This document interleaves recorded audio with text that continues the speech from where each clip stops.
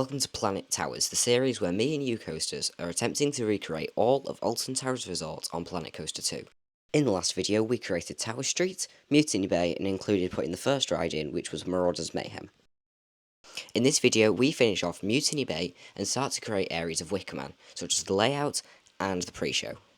So here you can see we are starting to create the area that goes into the toilets. So I've created this little dent into the wall, and then we're just adding the doors onto here, which connects up to the toilets behind the back that we've just built the roof for.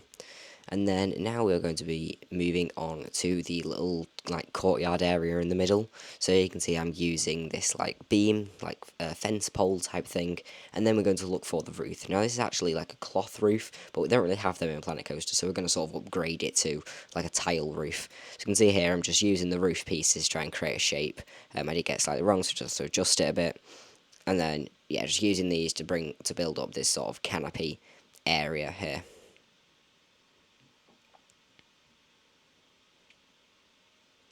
So that's now done, so I can just adjust it, change the colour, and then duplicate these pole things to sort of hold it up and make it look more realistic. And in the end, I don't think that looks too bad, especially from the ground level. And then inside, we're starting to put some picnic benches, as they have in the real thing, to make it a sort of this nice courtyard area.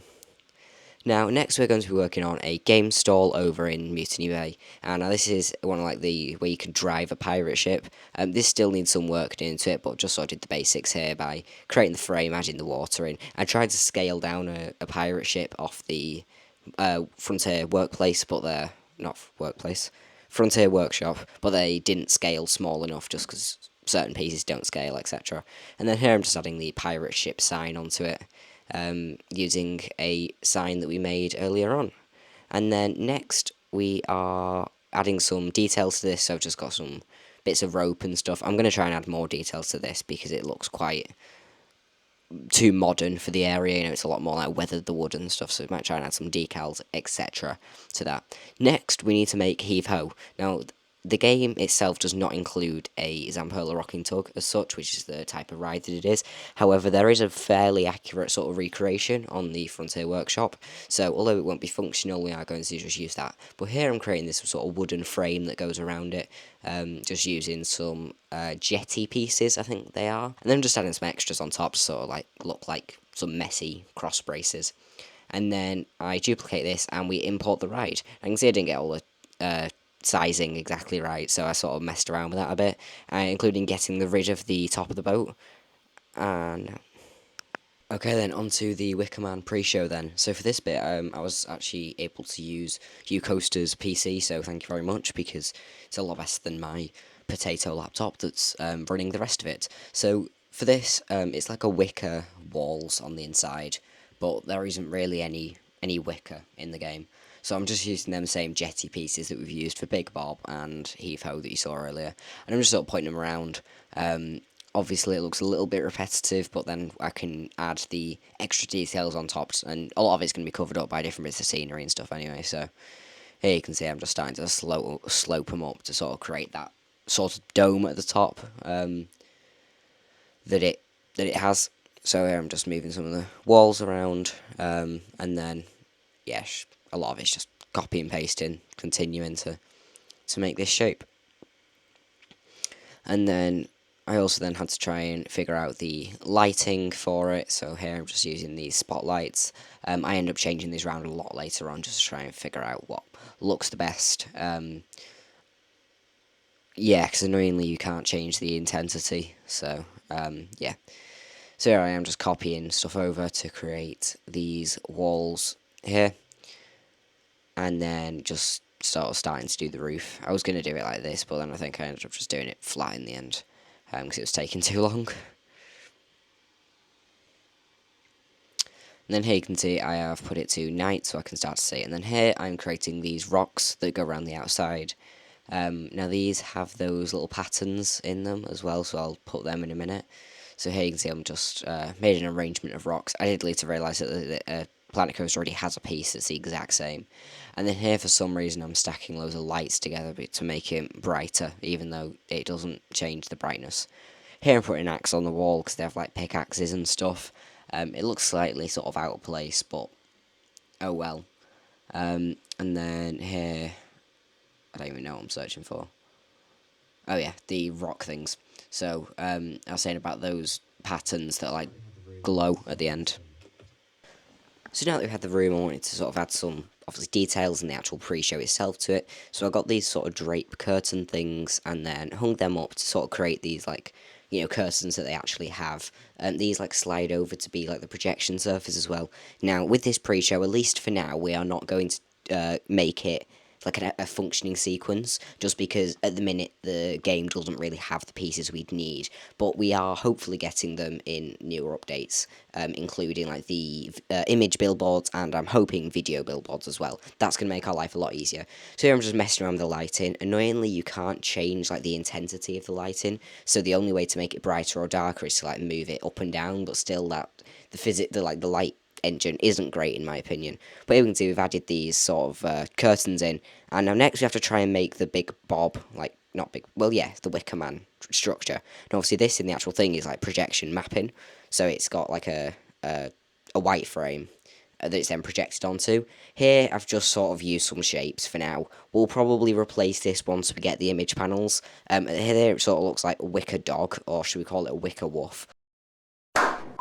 So I redid that a bit. I used one of these structures to create these like horns, but I'm looking at it now and I'm thinking that isn't how the Wickerman horns are at all. So I might replace that in the end. But I'm changing some of the colours here, and then I'm going to add one of the like fire emitters in to physically put the eyes on fire. Because that's going to be about as close as we can get. And in the end, it doesn't look too bad. This is probably going to be replaced again once we have the image billboard for things. I tried putting the whole thing on fire, but it just looked a mess. So I've got it with just the eyes. So you can see here, I'm just trying to mess around with this fire, trying to get it to look good, but in the end I just ditched it. Annoyingly, there's only like 3 sizes of fire, and you can't really do any other controls except for maybe changing the colour of the flame. So that's not great, but it's what it is. And then next I just had to, I moved around some of the pieces and tried to get it to look alright. And then here's me further messing with the lighting. And then, yeah. Okay, back to my potato computer now, so you can see the graphics have got significantly worse. I'm just starting to add a couple more decorations onto the wall and getting that door ready where people exit. So I'm just replicating that with the same colours that it has for the rest of the station. And then I add like some rocks around the edges that I've got on the rest of it, but just at the front, and then add that one random fence post that's in the middle that doesn't really do a whole lot. And then here you can see I put it into the higher quality mode, which absolutely like turned it into an absolute slideshow of a game, but this just helped me to get some lighting a bit better. So I ended up putting one big light at the top there, orange, and obviously the fire emits light as well. And then just adding a couple more curtain decorations to the wall just to make it look a bit nicer. Probably still add a couple more of these. Annoyingly, we don't have like the skulls and stuff, for example. But anyway, here is a full POV of Wickerman. Now, all of this has been done by U-Coasters, everything but the pre-show, obviously. So, enjoy.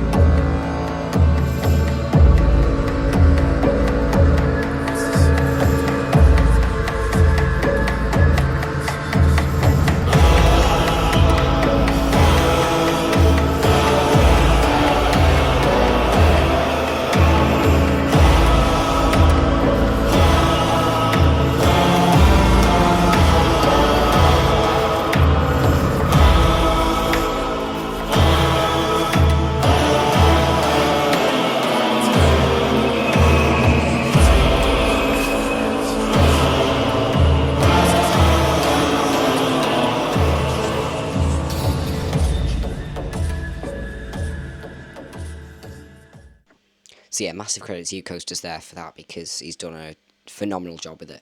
Here's some shots of it at night as well, including all the lighting and obviously Big Bob, which looks good, especially with all of the fire.